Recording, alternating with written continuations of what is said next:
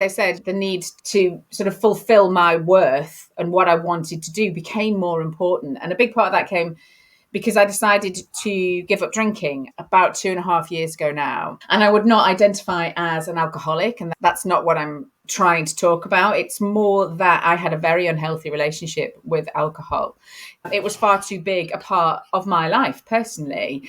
And it was sort of limiting what I was doing. It was everything I did was around drinking. I was looking forward to those times I could go out drinking, but alcohol was how I had fun. Alcohol was where I got my dopamine from. And I realized at some point, 2.5 years ago, 3 years ago, I mean, it had been on my mind for a while, but it suddenly came to the point where I knew something had to change.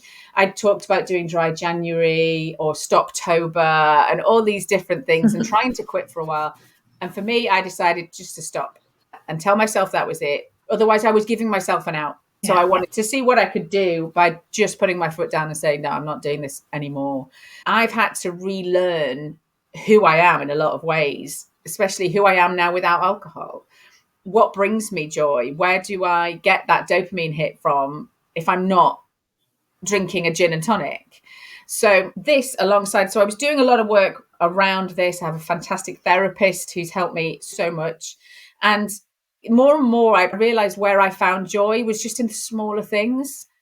I didn't really want a big promotion. I didn't want to move up the next level at work. And it wasn't so much taking on responsibility. I knew I was good at my job, but I wouldn't have felt a feeling of attainment if I'd done that. There wasn't this need. There wasn't a drive for it. What I wanted to do was be creative. I knew that I was happiest either when I was writing or when I'm knitting or when I'm doing some sewing, or I'm not very good at drawing. I won't tell you I do that, but or gardening. The creative creation of something really lights me up. And that's where I get my dopamine from now. That's what I've learned over the past few years.